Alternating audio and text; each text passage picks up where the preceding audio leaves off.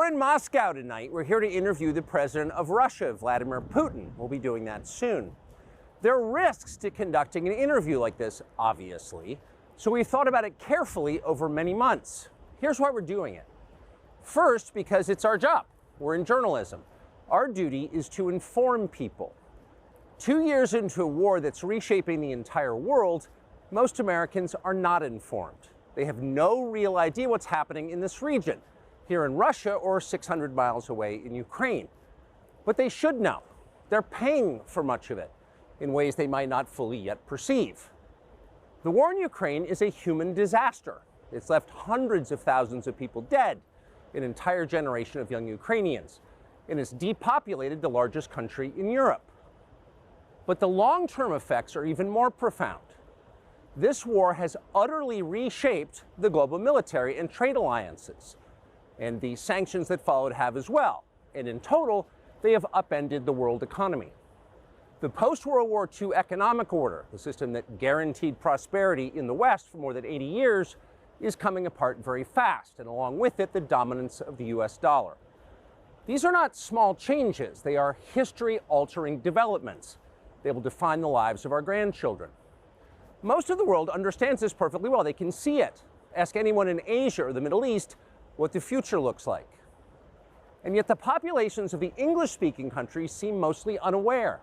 They think that as nothing has really changed. And they think that because no one has told them the truth. Their media outlets are corrupt. They lie to their readers and viewers. And they do that mostly by omission. What's going on, everyone? It's Talks with Kenny here today, and we're going to be analyzing this, possibly the interview that can break the internet. Tucker Carlson decided to go to Moscow, Kremlin more specifically, and he is possibly, actually, it's been confirmed that he has an interview with Putin. And it seemed like he already shot the video, he's probably editing it right now. And at the time that I'm releasing this video, which should be February 8th, 9 in the morning, maybe even earlier, I saw some announcement that it's scheduled to be released today, February 8th, on his subscription channel, on his TCN.com website. That's where he's first going to upload the video, I believe. I can be wrong. Maybe he's going to put it on X and we'll all be seeing it and we're all going to be reacting to it tomorrow. But I digress. The reason I want to make this video and why I waited so long to do it, because, he's been announced that, speculation about what Tucker Carlson is doing over there. It's been going on the internet. It's because I want to cover the media freak out over Tucker Carlson interviewing Vladimir Putin. And I want to give you some examples that it's been a talking point of mine on this channel. If you've been following me for at least a couple months now, I talk about how biased the mainstream media is. Journalists are the most liberal profession in the world. Most of journalism is liberal, heavily liberal bias. So they come from a more liberal world view. And I know some people who've been following me say, yo, Kenny, you beat this talking point till it's dead in the war. I'm going to keep saying it because not enough people know this. This is why nothing scares them more than critical thinking. Look at the article. Doing your own research is a good way to end up being wrong. Wrong about what? Having the wrong opinion? Look at the thought policing here. Yet these same people like Sam Harris, liberals in general, will call Tucker Carlson a propagandist. Saying what you believe to be true, advocating for things that you believe will be the proper approach is what gets you labeled as a propagandist. Not saying that doing your own research will lead you to wrong conclusions. Don't go down the rabbit hole. Why doing your own research may make you believe fake news. So what if you believe something that's fake? That's where evidence comes in. Proof comes in. We let black people walk around all day thinking that their life is in danger because of white supremacy. But when you look at the crime statistics, a black person is more likely to attack a white person than the other way around. But you let black people walk around with that misinformation without being checked. Why is that, mainstream media? Why you put this perception out there that the most dangerous thing to a black man's life is the police, when if you look at the odds, the amount of black men that died at the hand of police is 1920. It's under 30 deaths, period. Now ask me how many black men died at the hands of other black men. I'll wait. It's way more than 30. I give you that. I can tell you that. Black people victimize each other way more than any other group of people will ever do to them. Yet media will when you do your own research, because this is the result of me doing my own research. This is how I come to these conclusions. Am I spreading misinformation now? Scientists explain why doing your own research leads to believing conspiracies. Am I believing a conspiracy? Left-wing media say you must not do your own research when it comes to science. What do you mean? Because they don't want you to come to the conclusion that the information that they're pushing is not saying what they say it's saying.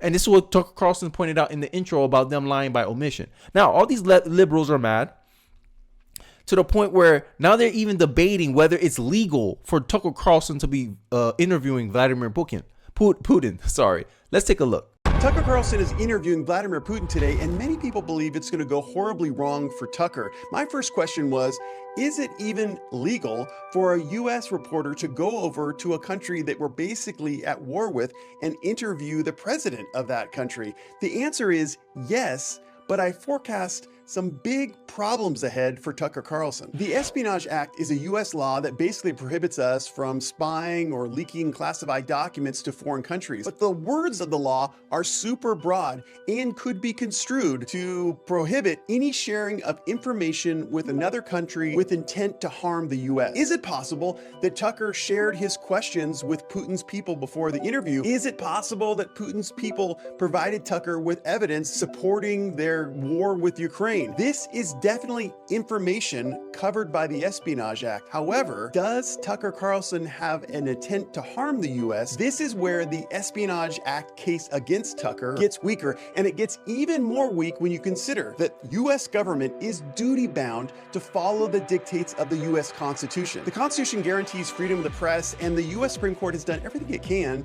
to protect this provision and journalists. That's why only in extreme cases can the U.S. government violate the Constitution. Journalists are free to publish classified information or information that was stolen so long as the media didn't steal the information, unless the government can demonstrate an immediate and direct threat to national security. So my view is that Tucker Carlson's interview with Putin is ultimately legal, but Tucker is acting boldly. He's taking a risk that he could be prosecuted later on in time on bogus charges. It's obviously it's illegal, but he kind of hinted there that, hey, we can, someone can, we can hit you with some charges. Glenn Greenwald, who I respect as a journalist, I believe he's one of the few good. I believe he said he's still a liberal, but I don't know how he identifies politically. But honestly, I don't care. I know he's more objective than I am. Please watch this video and see for yourself how completely unhinged, authoritarian, and repressive American liberals have become. This is from a lawyer who seriously discussed whether Tucker Carlson will be prosecuted under the 1917 Espionage Act for interviewing Putin. This is Julian Assange type stuff. But the tolerant left. This is another bullet in my quiver, another arrow in my quiver about how liberals like to pretend they're good, but actually do evil under the guise of being good. The liberals is the very personification of the road to hell leads with good intentions, right? Another legal, the EU is considering sanctions against Tucker Carlson for interviewing Putin. This is more than a mission that they have been lying about everything regarding Ukraine. Not necessarily lying, but they wanted you to come to a certain conclusion about Ukraine, right? That Ukraine is not corrupt, that Ukraine doesn't shut out opposition media against this. Oh, it does do that. Oh, they do that. Look, the U.S. corporation drowned Americans with dozens of interviews with Zelensky that didn't include a single challenging question. Now people are pretending to be angry that Carlson's interview with Putin, which they have never seen yet, is simply frowning. Sorry, they're just frowning around. The narrative is about to fully collapse and they are terrified. God bless Tucker and free speech. This is why liberals don't like free speech. I made a video on this channel that liberals hate critical thinkers. They hate people that doubt them because liberals love people. They want people to assume that they have some credibility because they're a liberal. They want people to be skeptical of conservatives, but they want them to be very trusting of liberals. When in my view, I'm telling you, hey, you treat everyone equally. If you're skeptical of conservatives, bring that same level of skepticism to liberals, and you'll see how far they're falling apart. That's all I did. All I did is let me challenge a conservative. Let me disagree with a conservative. See how they react. Let me disagree with a liberal, see how they act. Guess who started calling me names the minute I started disagreeing with them? It wasn't the conservative. And this has been my argument. My argument is if you want to try to ignore everything I say and say it's because of my personal experience, I say, okay, you leverage your personal experience. Test out these theories. Test out these assumptions in your life, and you're going to come to a similar result that I did. Why was it good when I think it has Care Simmons interviewed Putin for NBC in 2021, but bad when Tucker does it in 2024? It's almost like one side writes the rules, so it's always we can do whatever we want and you can never do anything. Doesn't that sound like a liberal to you? This is the kind of the ideologically that the liberals have kind of taken opposition to. This is the corruption I was talking about, that, you know, they want to spin this narrative that Ukraine's a beacon of democracy. Zelensky closed opposition media outlets even before February 2022. His regime just murdered an American for the crime of criticizing him. Sound like a liberal. I'm sorry, I don't want to go that far, but this is something I can see a liberal doing. Conservatives are used to being criticized day and night. I'm used to it already. Y'all come at me in my comment section all the time. I don't take no personal feelings about it. I just want to make sure you have a point when you come at me, right? It's not surprising that Ukraine's loudest supporters want the U.S. to copy Ukrainian tyranny by having the FBI investigate journalists. This is a guy, say Jay in Crimea. He's an American in Ukraine. Tucker Carlson stopped in Moscow. Praised by a local, timidly responds that he's merely in town to look around. Says he maybe will interview Putin. The FBI need to get over this piece of POS. Imagine that, calling someone a POS because of why? He has a different political belief than you. That mostly by omission. It's an evil world we live in. So I want to finish off the video with, you know, Tucker Carlson's trailer and kind of rationale for doing the interview with Putin. Let's take a look. For example, since the day the war in Ukraine began, American media outlets have spoken to scores of people from Ukraine, and they have done scores of interviews with Ukrainian President Zelensky. We ourselves have put in a request for an interview with Zelensky, and we hope he accepts. But the interviews he's already done in the United States are not traditional interviews. They are fawning pep sessions specifically designed to amplify Zelensky's demand that the U.S. enter more deeply into a war in Eastern Europe and pay for it. Exactly. That is not journalism. It is government propaganda. Propaganda of the ugliest kind. So liberals who claim that Tucker Carlson's a propagandist, can you show me examples of Tucker Carlson doing this? Not Tucker Carlson asking questions and criticizing you and your assumptions, your liberal assumptions about the whole event. It can't be like, you know, his piece, like a popular video they're playing is when he's like, is Putin really a bad guy? That's not propaganda. That's merely asking a question, right? And this is the problem I have with liberals. Liberals think propaganda is questioning their worldview. Remember, the WEF, the World Economic Forum, said the biggest problem is not climate change. It's not economic turmoil. It's not poverty. It's not world hunger. It's misinformation, disinformation. What does misinformation, disinformation mean? For me, for a liberal, it means someone who goes against your worldview, your interpretation of events, that says something, that frames data differently than how you frame it. That's what misinformation is. So if you offer a contrarian view, like a contrarian viewpoint like Tucker Carlson is doing, the mainstream liberal media, because they have an ideological monopoly on mainstream media, I already pointed out, I'm not going to repeat it again, but journalism is overwhelmingly liberal.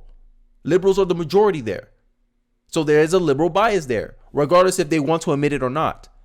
This is why I'm very distrustful of the media. This is why media is losing traffic day and night. This is why liberal media, liberal journalists are mad, like Taylor Lorenz, I forgot her name already, is concerned about the hollowing out of digital media, is because people are recognizing, yo, it's an ideological wheelhouse. It's an echo chamber in of itself. And when someone goes outside the echo chamber, y'all want us to be mad at him. You want to see, hey, is it legal? Is what he's doing legal? What you mean? Do something different than a liberal journalist? This is why Tucker Carlson is so beloved by many people, and why he's an inspiration to others such as myself. Let's continue. And the kind that kills people. At the same time, our politicians and media outlets have been doing this, promoting a foreign leader like he's a new consumer brand.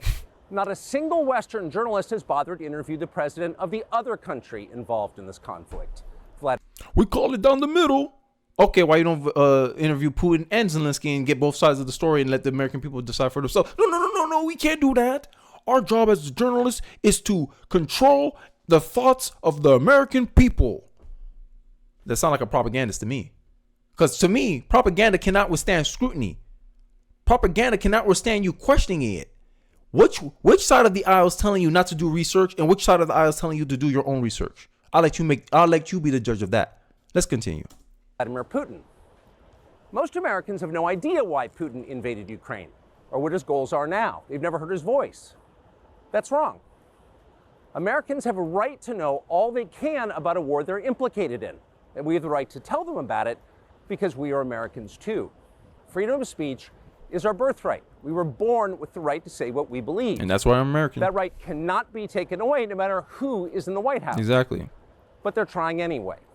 Almost 3 years ago, the Biden administration illegally spied on our text messages and then leaked the contents to their servants in the news media. Their servants. They did this in order to stop a Putin interview. I honestly believe that the mainstream media, with its overwhelmingly leftist bias, right? We saw this with the Twitter files. We see it even here on YouTube where they push authoritative sources. And I already made the point. I'm not going to rehash arguments here on this video. But it goes to show you that the media is almost another extension of the deep state, the bureaucracy, the government control, government bloat. This is why the BBC got such flack when Elon Musk exposed that they're funded by the government in some way. And the BBC tried to pretend that, oh, no, this doesn't affect our journalism. It does. Hey, I digress. Let's finish it off and I'll end the video here. That we were planning. Last month, we're pretty certain they did exactly the same thing once again. But this time, we came to Moscow anyway. We are not here because we love Vladimir Putin. We are here because we love the United States, and we want it to remain prosperous and free. We paid for this trip ourselves. We took no money from any government or group, nor are we charging people to see the interview. It is not behind a paywall. Anyone can watch the entire thing, shot live to tape and unedited, on our website, tuckercarlson.com. Elon Musk, to his great credit, has promised not to suppress or block this interview once we post it on his platform, X. Oh, the liberals were crying when they heard that. They're like, what? We have no way of censoring it? Get out, Elon Musk. Let's bankrupt him. Sorry, I can't talk today. Let's bankrupt him. Media, pull your ads out of his site. Crash Twitter now. Get to the chopper. All the liberals. Get to the chopper.